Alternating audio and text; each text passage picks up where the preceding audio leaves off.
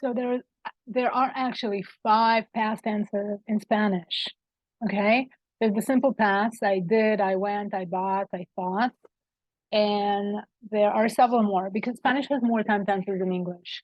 So essentially, what you're dealing with is you're going to have to learn 5 new designated words, 5 new verb endings, and that is a lot to retain.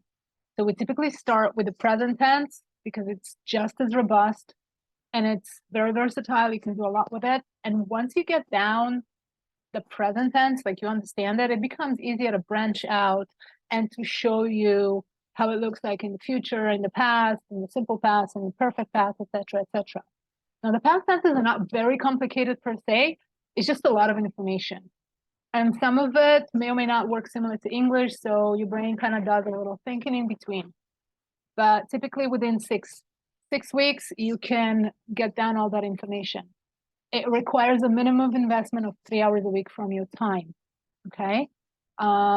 Consistently, that has shown like good results across people from all age groups, even people who are 60, 70 that I've worked with who are native English speakers. Within 6 weeks of putting down the work, 3 hours a week or more, you can retain that.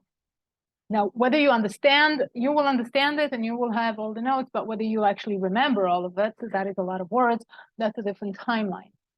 We don't want to keep you under my apron for the next 3 years or so. We'll give you all the information, and then there's a maintenance plan. You can come for conversation lessons and etc. Do whatever you need to do to retain it during the year.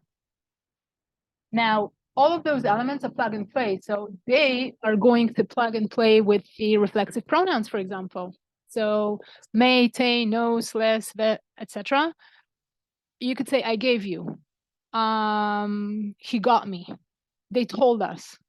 All those things, all those interactions, once you know the past tenses, you're going to plug in the reflexives and it's going to work. So you're basically going to quadruple your vocabulary relatively easy, because if like, I don't know, if your knife can like, you can use your knife to cut a steak, you can use it to cut bread, and you can use it to butter up your bread. Essentially the same tool can do multiple purposes.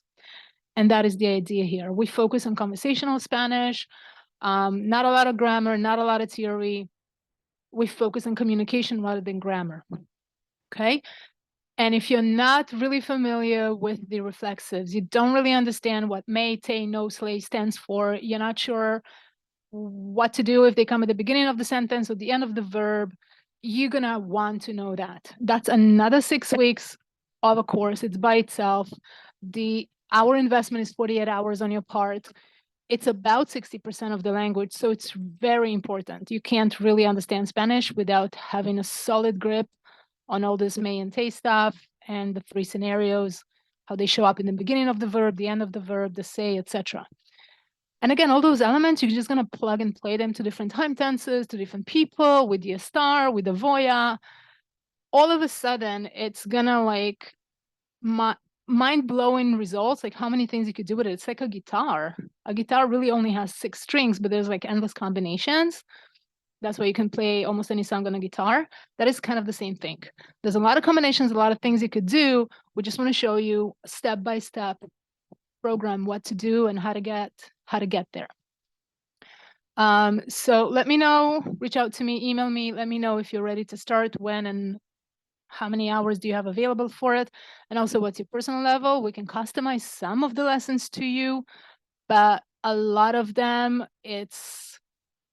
the building blocks are the same. They're not going to change. So you want to have a good grip on it, like a really good solid ground floor, so you could build the 3rd, the 4th, the 5th, and the 7th floor if you need to. Okay, let me know what you need. Have a great day.